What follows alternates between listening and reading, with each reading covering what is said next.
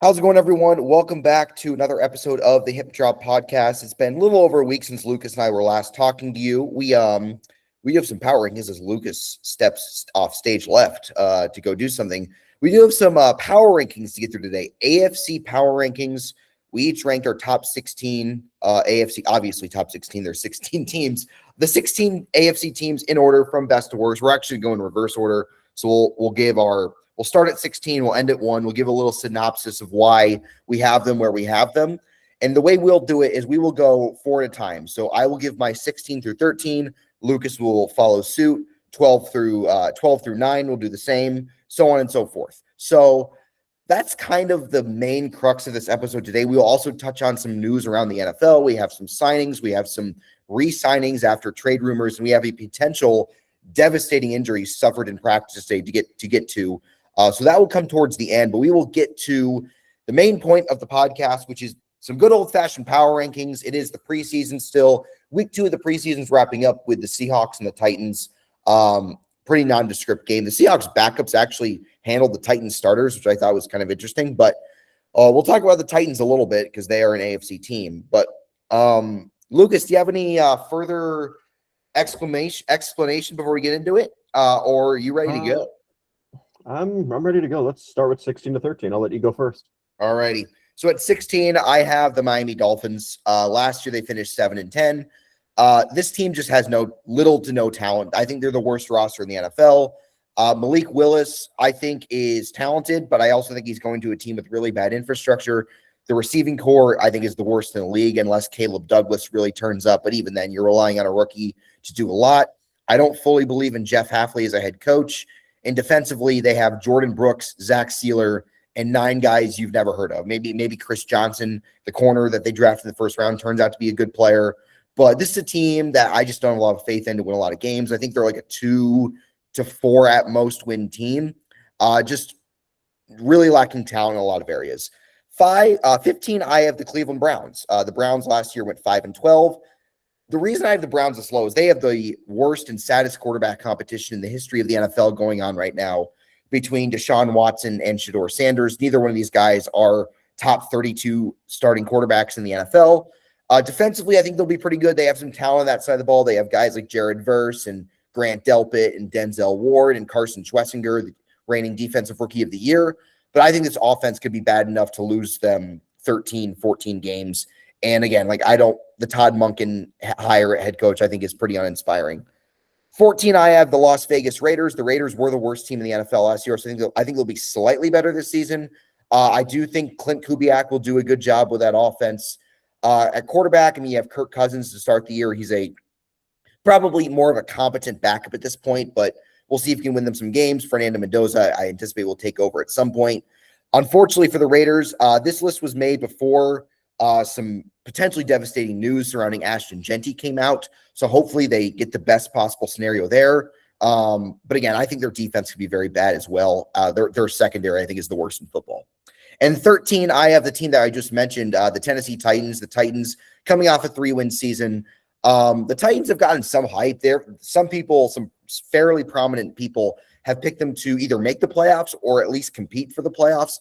I don't see that happening. I think their defense has a lot of holes outside of Jeffrey Simmons. I think the receivers of Carnell Tate and Wan'Dale Robinson are solid. Cam Ward is an intriguing quarterback, but I don't believe in Robert Saleh. I think Saleh was not a good coach with the Jets. I don't think that translates well to the Titans. I think their offensive line is bad. I just think it's another double-digit loss season in Nashville. So to recap, 16, Miami, 15, Cleveland, 14, the Raiders, and then 13, Tennessee. Yeah, we're pretty similar in a lot of these areas. So 16 Dolphins, 15 Jets, 14 Browns, 13 Titans. So we have the Titans in the same spot, Dolphins in the same spot. Also have Cleveland, Miami. Nothing else needs to be said unless Malik Willis is somehow a top 10 quarterback. They're going to be a 4-win team, best case scenario. The Jets, I just think that defense is still barren of talent, even if David Bailey hits. And I just don't believe in Geno Smith or Cade Klubnik. Like, that could just be a recipe for disaster. And their schedule after week 1 is not ideal if you want to have a great start to the season, but it's not the worst either. But 14 Cleveland, more talented than people think. don't care. Their quarterback situation is so dire that like, what can you do? But and then 13 Tennessee, I think that offense is going to be a train wreck and embarrassment to football.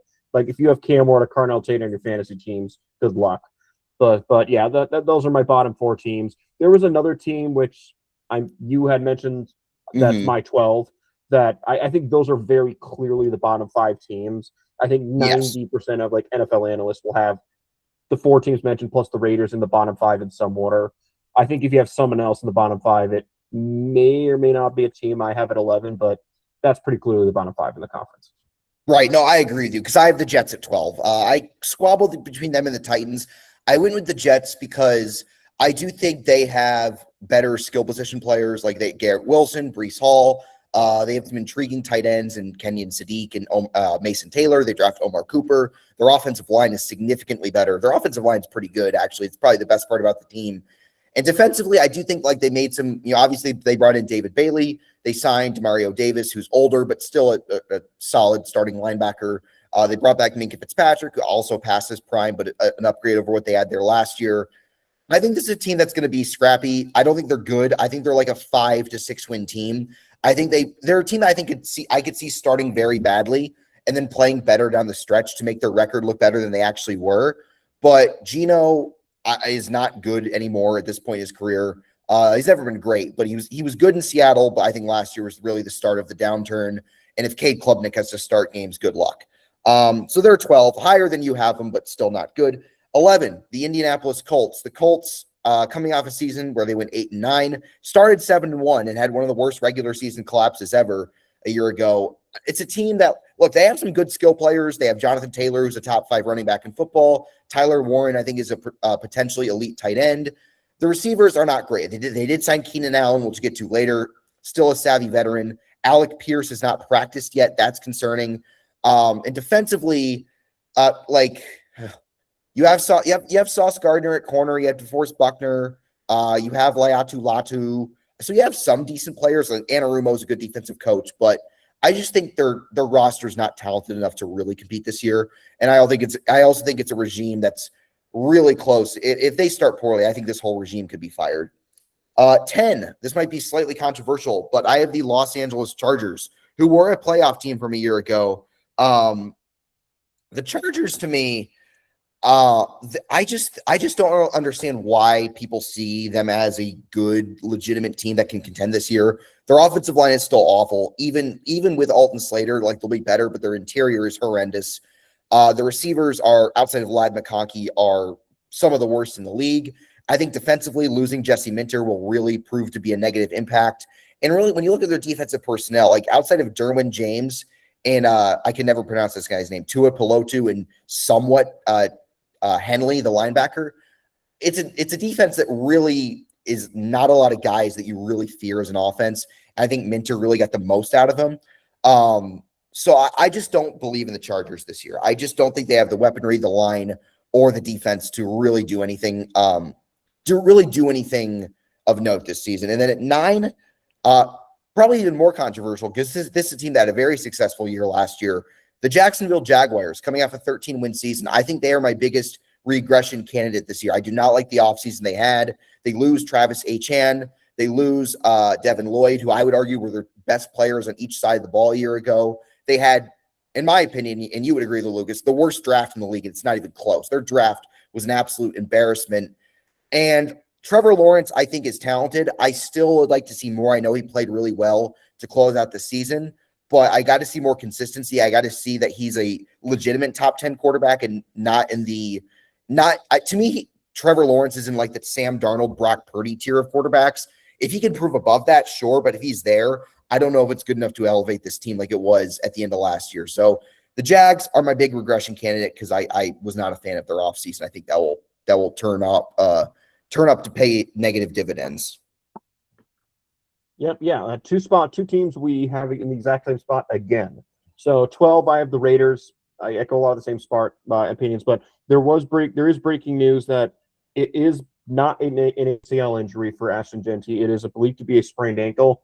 Will probably miss some regular season games, but is not expected to be season ending or missing more than like a month of the season. So, fortunately there, if you're Ashton Genty fantasy owner, but yeah, I don't have much to add other than what you said. Maybe Kirk Cousins and Fernando Mendoza lead them to 6 wins, but I think they're a 5-win team.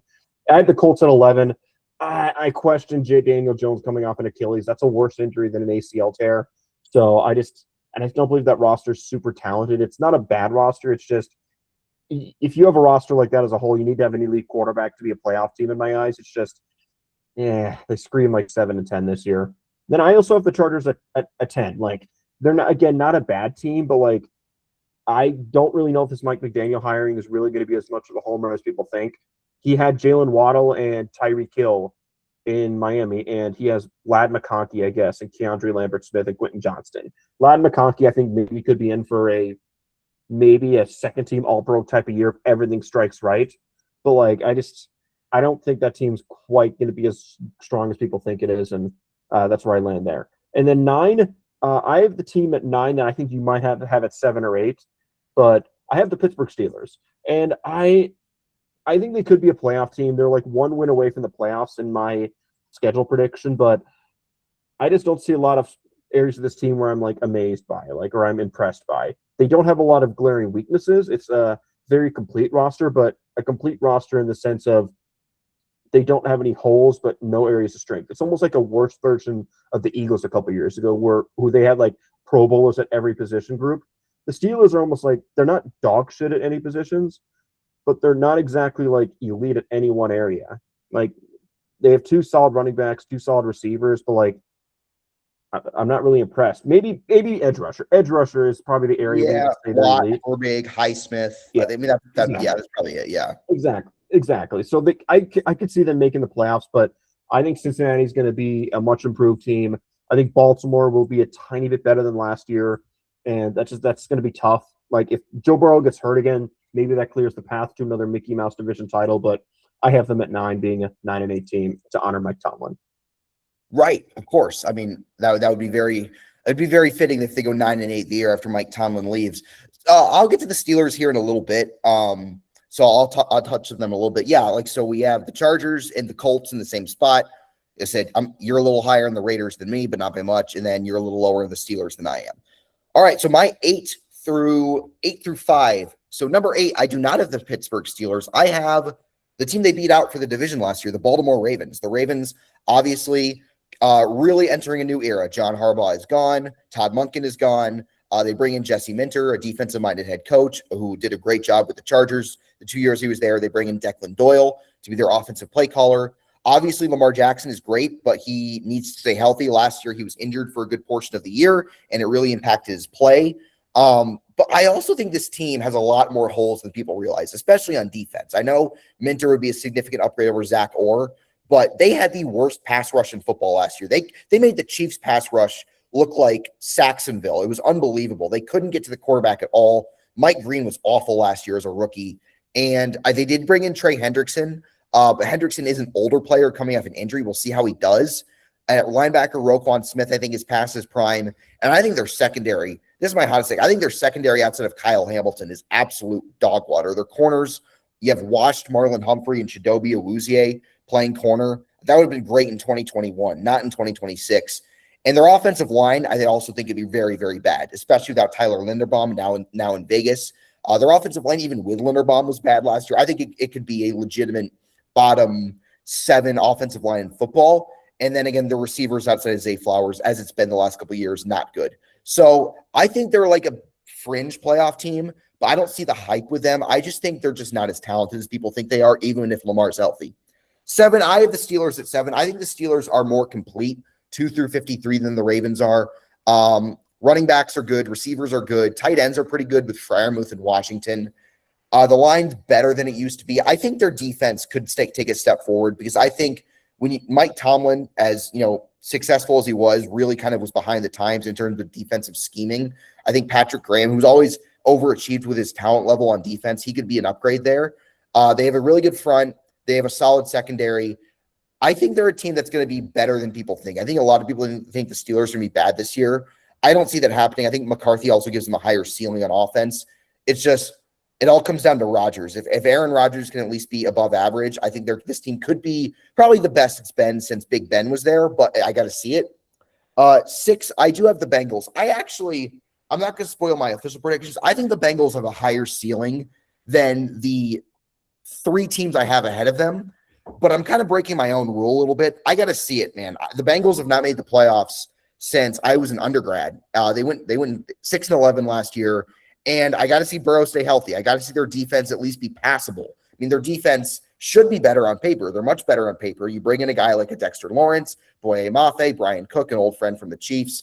It should be better, but it's good on paper. I got to see it on the field, and I also don't trust Zach Taylor still.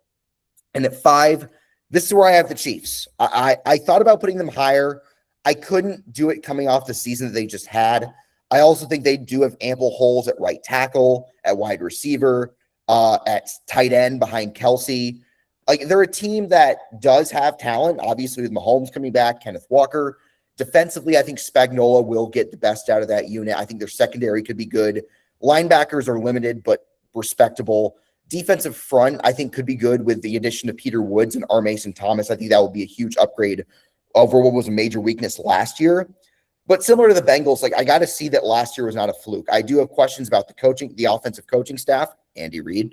I have questions about the receivers, and the right tackle position has been a major concern. If you watched the preseason game yesterday, they were just getting absolutely smoked by Reuben Bain. Whether it was Jalen Moore, whether it was Khalil Benson, didn't matter. So this team has more question marks than they've had in the past, but I think if Patrick Mahomes is healthy and with an offensive coordinator upgrade from Eric Bieniemy, from Matt Nagy to Eric Bieniemy, I think they could be back in the playoffs. So I had them at 5. Yeah, we have a couple similarities. We only agree on I have 2 of the same teams in this quadrant, but only one team in the exact placement as you. I'll start at number 8. I have Jacksonville. I'm a tiny bit higher on them, but mainly just due to tiebreakers. I have them with the same record as Pittsburgh and San Angeles at 9-8. So it's not like I view them any differently than you. I think the offense, could be really good. I just think that defense is due to regress. They didn't get any help from their draft, and they're pretty much betting on existing players on the roster to make the team better. I just think that's a dangerous game unless you're very, very young. So I just don't like it. 7, this is where I have Baltimore. I think they're going to be a borderline playoff team this year, probably make the playoffs if Lamar Jackson plays all 17 games or at least 16. So don't really have anything extra to say there other than as long as Jason Mitchell's not a total disaster, I think they should be a competitive team again like they were last year. 6, I'm a little bit lower on this team than you. I didn't have them mentioned, so I have them at least 2 spots lower than you do. This is where I have the New England Patriots. I just think we're due for a Super Bowl hangover with this team. I don't know if they will quite brush off the scandal or alleged scandal with Mike Vrabel and an unnamed NFL reporter, which we know the name for. It's not going to say it on this podcast. I just don't know. And Super Bowl hangovers are real. Like, very few teams lose the Super Bowl and come out swinging the next year. We saw it with the Eagles a couple of years ago, but even then, it was the 2024 Chiefs. But the 2023 Eagles is who I was talking about, but the 2024 Chiefs, where, man, it just seems like they're running on fumes. And they got a hard start to the year. They at Seattle, at home against Pittsburgh off a mini bye. That could be a win, but then at Jacksonville and Buffalo, that could be a 1-3 start easily. Maybe not. They'll probably go 2-2, but they're in danger of starting 1-3, and that could be a recipe for disaster. But they have a softer middle part of the schedule with three games in 4 weeks against the Raiders, Jets, and Dolphins. So yeah, I have them at 6. And then number 5, I also have the Chiefs. So we pretty much see them pretty similarly. If their rookie class hits, not they have 5 day 1 starters, but if Mansour Delane can be a starting caliber corner, Peter Woods can be a contributing pass rusher on passing downs. If R. Mason Thomas can show the flashes like he did against Tampa's backups on Saturday, and maybe Cyrus Allen is actually good at football, that could do wonders for the Chiefs.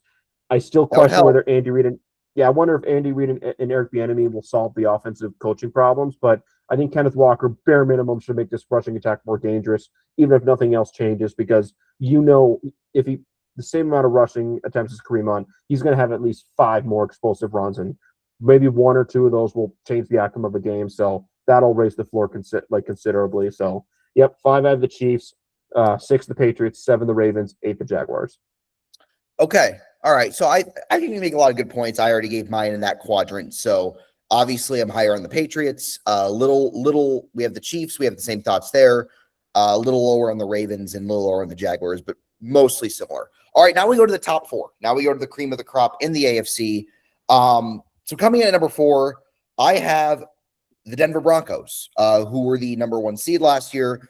They lose in the AFC Championship, maybe go to the Super Bowl if Bo Nix doesn't get hurt. I would say probably go. I think the Broncos roster is very good. I think, especially on defense, their defense has been one of the best in the league each of the last 2 years, and they add much more offensive firepower by trading for Jalen Waddle. They're well coached offensively with Sean Payton. They have arguably the best offensive line in the league, probably the most underrated. People don't realize how good the Broncos offensive line is. It's incredible. And look, you have Cortland Sutton still. Running backs are not great, but I think respectable. The reason why I don't have them higher is because of Bo Nix, the quarterback. Bo Nix is better than I thought he would be when he came out of the draft, but I think he's a very limited quarterback. I think your ceiling with Bo Nix as your quarterback is more limited than if you have like a Joe Burrow or a Josh Allen or a Lamar Jackson when he's healthy, just because I think he needs a great defense. I think he needs, a certain scheme to succeed. And last year, this stat has been thrown out multiple times. He led the league in passing attempts, yet he failed to throw for 4,000 yards. He barely threw for more yards than Mahomes did last season, and Mahomes missed 3 games. So Nix scares me. He's got to stay healthy. He's coming off a major injury, but I think the rest of this team is complete enough to where I think they should be a playoff team again. And obviously they're very well coached on both sides of the ball. 3, I have the Buffalo Bills. The Bills went 12-5 last year. They lost to the aforementioned Broncos in the divisional round. I think it's all going to come down to how good of a coach Joe Brady is. If Joe Brady can be the Steve Kerr to Sean McDermott's Mark Jackson, I think the Bills could, finally get to the Super Bowl this year. They still have Josh Allen. James Cook is obviously great. Their offensive line is still maybe not quite as good as it once was, but still one of the better units in the league. I do worry about their defense, though. They're switching defensive schemes. I still think their defensive personnel outside of Christian Benford and, somewhat Gregory Rousseau is questionable at best. So I think Jim Leonard could have his work cut out for him this season. But I do think the addition of DJ Moore, I think DJ Moore is overrated in my opinion, but I do think he's a significant upgrade over what they had last year. I think he could add some more explosiveness to the passing game. And then you add a possession guy like a Shakir. Their tight ends are good. Running game is very good. And people don't realize this. The Bills had one of the least explosive passing offenses in the NFL last season. Like Josh Allen was throwing the shortest depth of target of his entire career. So bringing in a guy like Moore who can stretch the field should help. But I got to see it from the coaching. The coaching is what really holds me back from putting them in the top 2. And number 2, a team that, like I said, you already mentioned, I have the defending conference champion New England Patriots at number 2. I would have had them lower before the A.J. Brown trade, but I do think this is a team that is more talented than they were last year, and they went to the Super Bowl last year. The receivers of Brown and Dobbs, and then you had complementary pieces like Pop Douglas and Booty and former Bill Matt Collins. Like that should give Drake May a lot of options to throw the ball. They have a great quarterback. The coach obviously has some baggage off the field now, but he is one of the better coaches in the conference. And defensively, I do think, like I said, I like their secondary. I like their interior of the defensive line with Barmore and Williams. I think this would be a case where they're a better team than they were last year, but they have a worse record. So I have them at 2. And at number 1, I have a team with the best defense in the NFL. That's the Houston Texans. They're number 1 because of how good this defense is. Because I think I do have a lot of questions about their offense. CJ Stroud is questionable at this point in his career. I like the running backs. I like Montgomery and Marks. Nico Collins is awesome, but their second receiver, and we'll get to their second receiver situation here shortly, is really up in the air at the moment. You have Tank Dell coming off a major injury. You have Jalen Noel, who didn't do much as a rookie last season, and Xavier Hutchinson. It's not fantastic. Their offensive line is better. It is at least a league average line, but it's not close to what it once was. It's not close to as bad as it once was, but it's not elite either. So, but I think their defense is so good. I think they can win 14 games just by that alone. I think outside of receiver, they're the most complete team in the conference, but I got to see it from CJ Stroud. But unlike Bo Nix, CJ Stroud has had a season where he's played like a top 10 or at least borderline top 10 quarterback. So that's why I have them at 1. So Texans 1, I have them as the AFC favorite at the moment. Patriots 2, Bills 3, Broncos 4. Yeah, we have some agreements in here. Like three of the 4 teams for those paying attention, but I'll start them off, and I'll go one by one this time, talking about each team. 4, I have Buffalo. I need to see it with Joe Brady. Like if Joe Brady's a competent coach, and if I knew that, I would rank them a little bit higher. I just question that their defense, I think, is entering a transition year. I just think this roster is good enough if everything strikes right to be a Super Bowl contender because they have Josh Allen. Some people are saying this is the best roster Josh Allen has ever had. So if the Bills lose, it's just that's not going to be an excuse. So shows you what I know. Number 3, this is where I have Houston. I just don't know with CJ Stroud. And I just don't know if that defense could be as amazing as it was last year. It's possible it is. If Cade McDonald, who I wasn't the biggest fan of as a prospect, but with the 2 demon edge rushers on his sides, that will open up a lot of double teams for him, open up a lot of single, either one-on-one blocking opportunities for him, or they'll, because he's so big, offensive lines will double team him and give Danielle Hunter, Will Anderson Jr. one-on-one opportunities, which will make up the difference and blow up more games in favor of the Texans. So maybe I'm wrong there, but I question CJ Stroud. If CJ Stroud could be the 13th best quarterback in the NFL, Houston might go 13-4 and roll to the Super Bowl. I can't unsee what I saw in the playoffs last year. That's why I have to have them at 3. And number 2, this is where I have Cincinnati. I'm taking a little bit of a leap of faith with them here, but their schedule is really not super difficult. I mean, they avoid the Rams in the NFC. They don't really have any hard stretches early in the year. Like the first 5 weeks of the year, it's not super simple, but they have the Bucs at home. They should win that. They're at Miami once, and they could probably win at least one of at Houston, at Pittsburgh, at home against Jacksonville. They can go 3-2 before entering the bye week, and then they have a lot of soft games in there after the bye week. They don't really have any super duper tough games, other than at home against the Chiefs and maybe the Baltimore game. So I kind of like their schedule there. So I'm ranking them high just because I think they'll have a good enough a record to maybe get a 1 or a 2 seed. So in number 1, it's the lazy answer, and there's a part of me saying you're wrong. I have Denver, and the reason is I still think that defense is going to be really good.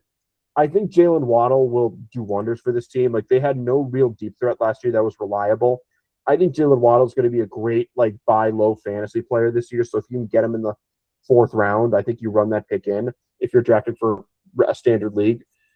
I just think they're kind of the least flawed of the AFC contenders. I think Bo Nix is good enough.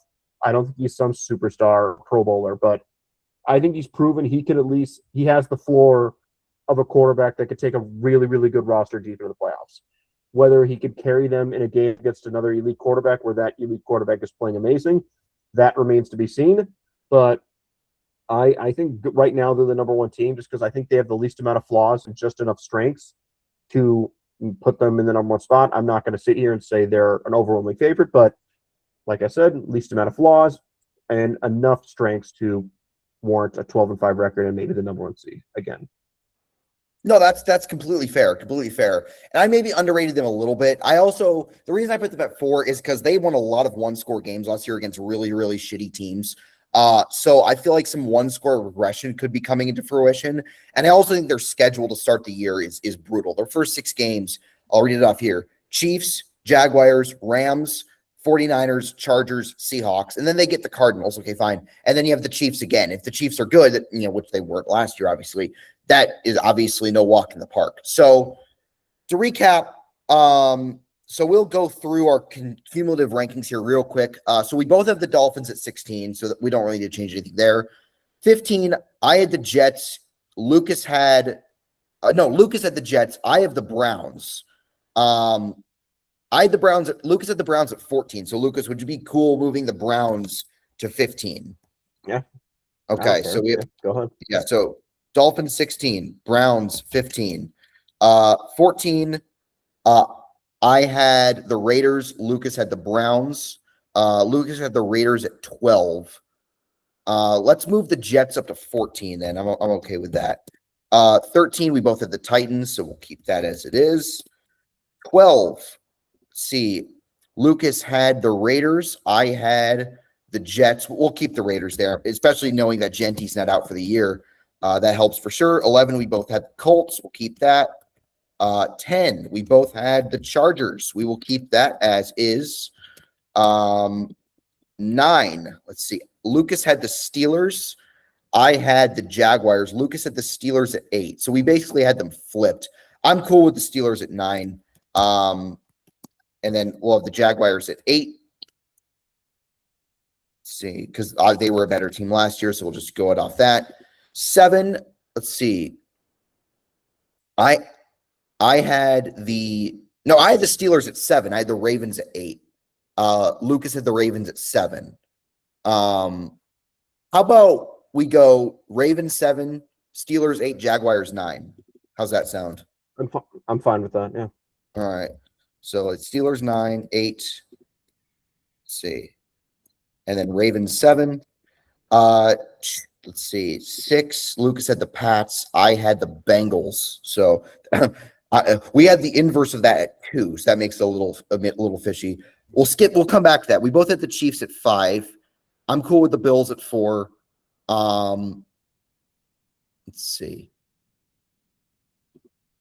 Makes it I'm fine with the Broncos at 1. I won't fight you on that one. Let's put the Texans at 2 and the Bengals at 3.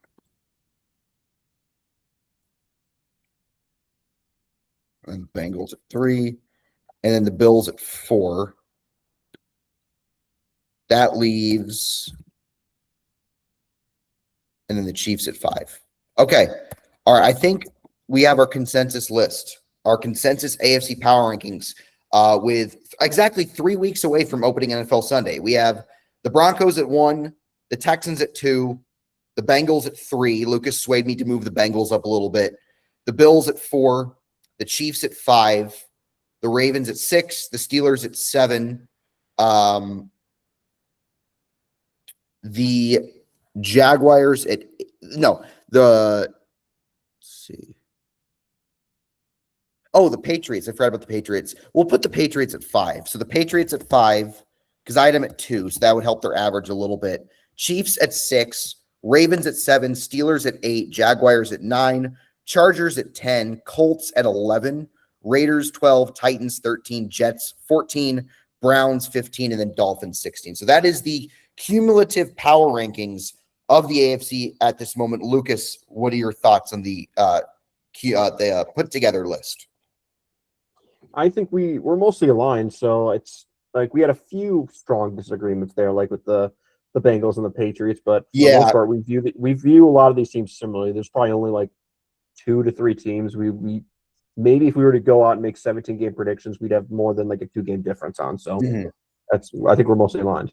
It's weird because I think the Bengals are better than the Patriots on paper, but I got to see it. I mean, one just went to the Super Bowl. The other has been not good in 3 years. So that's kind of my logic there. 4 years, actually. The last time they made the playoffs was 4 years ago. So that's kind of where I was going, but I can see the argument either way. It's a good point to make. All right. So that wraps up the power rankings. We'll do this exercise for the NFC in our next episode. The NFC is significantly more difficult to rank, so that should make it very interesting. So we will get into some quick headlines around the NFL. It was reported, Lucas talked about it earlier, that Ashton Genty is not out for the season, so that makes it a lot less noteworthy. He might miss the opener against the Dolphins, potentially that week 2 game against the Chargers, but he should play, and he should play like relatively early in the year. So that's not significantly, he's obviously going to miss the rest of the preseason, but that's not newsworthy by any means. Lucas, do you have anything to add on that before we get to the last couple topics here? Nope. But no, other than like glad it's not a season-ending injury, but you gotta hope. I gotta hope for him that like, yeah, he might be back in week 3 or 4, week 5, but like, when is he gonna be able to like run 100%? Like his game is predicated on like explosiveness and contact balance. Will maybe having 1.5 ankles affect his ability to not get tackled? Like that was his thing coming out. Is his contact balance was insane. Like even if he got hit, it seems like he just rubbed. It was like nothing. Like he just rubbed it, shrugged it off. Yeah. Is having a limited ankle going to affect that? So that's something I'll look for when he's back on the field. Okay. All right. We do have, unfortunately, we did have a season-ending injury earlier in the week, and I alluded to it earlier. Jayden Higgins, the second-year receiver of the Houston Texans, who was slated to be their number 2 guy behind Nico Collins. He tore his ACL in practice again in a joint practice with the Raiders. He is out for the year. And this is why I conceded. I put the Texans at 1. This is why I conceded to move them down a little bit, is because without Higgins, I don't know if teams can effectively cover Nico Collins. I don't know how this team throws the football. You have an average quarterback, you have an average offensive line, and your receiving options outside of Nico Collins are not great. I mean, Tank Dell is, like I said, is coming off a major injury. Jalen Noel's unproven. Xavier Hutchinson's a jag. It's really difficult. It'll be really difficult to throw the ball. Maybe they'd make a trade in season. They trade for a guy like a Michael Wilson or, insert any other quality receiver on a bad team. I'm trying to think. Michael Wilson's probably the top guy I'm thinking of. Maybe an A.D. Mitchell of the Jets if they suck. Not that he's great or anything, but it's a team that really needed their passing game to get the best out of what could possibly be. And without Higgins, I don't know how that happens, especially against good defenses. Yeah, that's something I'll be looking forward to. Jayden Higgins, I will say, I think he's a really good player. I thought he was going to be a guy, maybe he can go for like 800 yards, maybe get a sneaky 900 or 1,000 if like Nico Collins gets hurt. But like he is pretty similar to Nico Collins. He's a bigger outside receiver. So I think if Jalen Noel can have a better second year than rookie year, then I think maybe Houston could be okay. But they also have David Montgomery. If he could stay healthy, he can be someone who could help their offense. But I think a lot of this is going to come down to Stroud. Yes, his offensive line and receivers haven't been that great, but even if you factor out everything where it's like he's just on clean pockets, he's been awful. So it sucks for Houston, but it's not like they lost Nico Collins. Like Jayden Higgins is a good player. This is not an injury that's going to like, if maybe instead of 12-5, they go 11-6, or instead of 11-6, they go 10-7. This is not an injury that changes my long-term outlook for the team. It might, if they're in a close game in the playoffs, it might come up then. But this is not an injury I think that's going to change the outlook of their season for at least the regular season.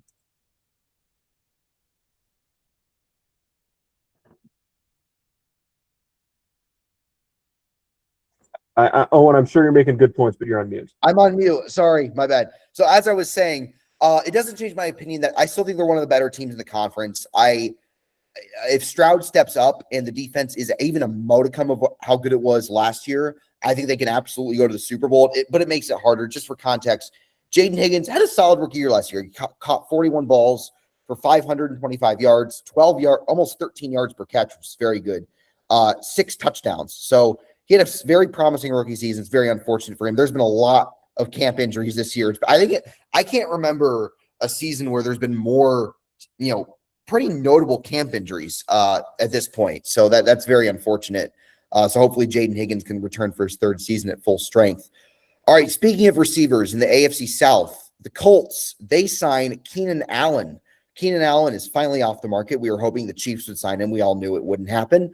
So he goes to Indianapolis to play with Daniel Jones. I think that tells us that they are worried about Alec Pierce's health status for the beginning of the season. Alec Pierce, to this point, is yet to practice, which is not a good sign for his availability in week 1. So Keenan Allen, savvy veteran, will be entering his 14th season in the NFL. Obviously, an all-time great. He was drafted in 13, yeah. An all-time great Charger. Still can play. Like Keenan Allen last year, if you look at his numbers, he had almost 800 yards and about 4 touchdowns. So Keenan Allen in 2026 had 81 catches for 777 yards, 4 touchdowns. So still playing at a fairly high level. As Lucas and I made it clear, this still doesn't really move the needle for either one of us. Lucas, you can tell if you agree or not. On the Colts, we still think that they're not a great team, or even a good team for that matter. We have a non-top 10 team in the conference, but at least gives their passing game a little more juice. Because if without Pierce, it's Josh Downs and really not much else, especially with Daniel Jones at quarterback. So, Lucas, what's your thoughts on Keenan Allen potentially finishing his career in Indianapolis? Yeah, this is a good Band-Aid signing for the Colts, but I think you'd still rather have Alec Pierce. I mean, they paid him they paid Alec Pierce like he's a low-end number one wide receiver, and now he might not get an opportunity to show that this season. It's been a very weird situation. Keenan Allen's still good. He had 1.6 yards per route run last year. That's very, very strong. That's very good number 2 wide receiver numbers, not elite number 2 or number 1 numbers, but like at this point, their number 1's gone. I guess you could do worse than 1.5 yards per route run if there's a slight regression, but it raises the floor. It doesn't necessarily raise the ceiling. I think Josh Downs could still be a really, really good player for the Colts. Like if you're looking for like a dart throw, like in the middle rounds of fantasy or like mid to late rounds, maybe take a flyer on Josh Downs, right? If Daniel Jones bounces back. But again, I don't think this drastically changes the team. I think if the team was like destined to be a really, really good team like they were for the first like 8 weeks of last year, then this will prevent them from maybe losing 2 games. Like if they were like going to be before the injury like 11-6, I think this might save them from going 9-8. This might limit them to 10-7. But in terms of like if I don't think this like lifts them from being like a bad team to being a safe playoff team by any means. Maybe it raises the floor slightly, maybe raises the ceiling a tiny bit. Again, not the most impactful signing in the world, but it's definitely a good Band-Aid. Like it's like that Flex Seal or something like that. It's not going to solve the problem, but if it's like that Flex Seal, like of those boats or something like that, like those. It's like it does a good job. It's not what you want on a cruise ship if you're going out in the middle of the Caribbean, but it's something like that could do its job temporarily until you can get a permanent fix. Which maybe it's Alec Pierce coming back sometime this year with 2 fully healthy legs. Yeah, that'd be good. Like I said, I think the Colts, I think they're still mid, but they're at least like trying to make an effort to make their offense better. Because like I said, if they didn't do something, that offense could be very rough. And again, Daniel Jones to me is a guy that I just don't trust. And he's a guy that's going to turn the ball over a lot. He doesn't throw the ball downfield particularly well. So look, Keenan Allen is a good possession receiver. He has familiarity with Shane Steichen. He raises their floor, but ultimately doesn't really raise their ceiling, in my opinion. So last thing to touch on, we talked about this, I think 2 or 3 episodes ago, is that Vita Vea signed a contract extension to remain with the Tampa Bay Buccaneers. So after requesting a trade and rumors of him, maybe going to the Bills or the 49ers or a team out west, he does stay in Tampa. Lucas, I think we both thought this would happen. Usually in many of these cases, when a guy requests a trade, it's a ploy to get more money. And Jason Licht, the Bucs general manager, gave in. So the Buccaneers keep their best defensive player, their best defensive front player by a wide margin. So look, for Tampa, a team in that division, you're never out of the season. You always will have a chance to go to the playoffs because your competition is so limited. And a guy like Vita Vea, who is, I think, a top 6-7 defensive tackle in football, will help you achieve that goal. So what's your thoughts on Vita Vea returning to the Buccaneers? I'm not surprised. I believe I made it clear when we talked about this a couple weeks ago, where like I just didn't think he was going to get traded. Like I just think it doesn't make any sense for Tampa to move him. And this is kind of what we've seen before. I don't know if it was like Trey Hendrickson did something similar last year. Yeah, where he did. The Bengals is pretty much just gave him a raise, and that's exactly what happened. 1 year, $30 million. It's not long-term security, but he gets more cash in the short term. So good for him. Good for the Bucs. It was too late in the process for the Bucs to consider trading him. If it was late March, maybe it's a different scenario. Like a team doesn't like the second round of the draft, so like, hey, we'll give you pick 50 or something like that. But given how Dexter Lawrence went for pick 10, maybe the Bucs are like, hey, why didn't you request this trade in March? And we could have traded you to Cincinnati for the 10th overall pick, and the Bucs maybe could have gotten Ruben Bain at 10, and then maybe they could have gotten Caleb Downs at 10, and then Ruben Bain at 15, and like, holy crap, like that defense looks incredible. But yeah, and I'm not surprised. I mean, I still think the Bucs are going to be a better team, maybe not a Super Bowl team, but this is something they needed to happen. This is they traded him for draft picks that Tampa season may have been barbecue chicken, other than the fact that they're in the NFC South. So if you're a Tampa fan, this is certainly good news. Maybe this topic resurfaces in March, but At least they could put the drama to bed for another 6 months. And if it resurfaces in March, we'll talk about it in March. Tampa Bay quietly, defensive front wise, you have him, you have Vita Vea, you have Ruben Bain on the outside. If he is as good as people think he's going to be, as I think he can be, as we all thought he could be in the draft process. Kalijah Kancey, I think, is one of the more underrated players. They have guys that can really create some havoc. So we'll see how it turns out for them this season. All right, Lucas, I think we covered everything that was in our planner today. Is there anything you would like to add? Any brief things you would like to touch on before we say goodbye? Other than the Chiefs took a lot of. I didn't watch the game a single second of the game live yesterday, but I've been vindicated long term with Justin Fields that he's not good. I was trying to tell Bears fans for 3 years he's not good.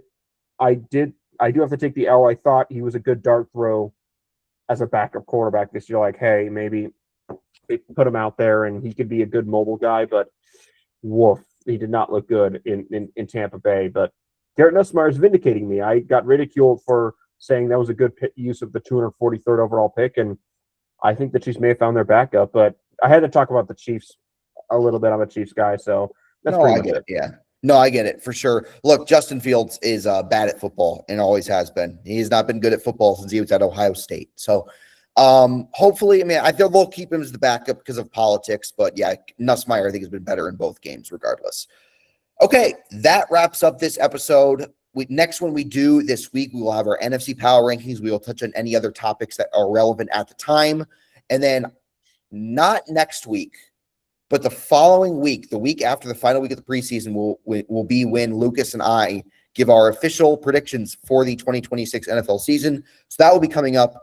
This episode will be available on YouTube and Spotify. So come check it out. And it's also available on our Twitter page that we just created. So thanks, everybody. We'll see you soon.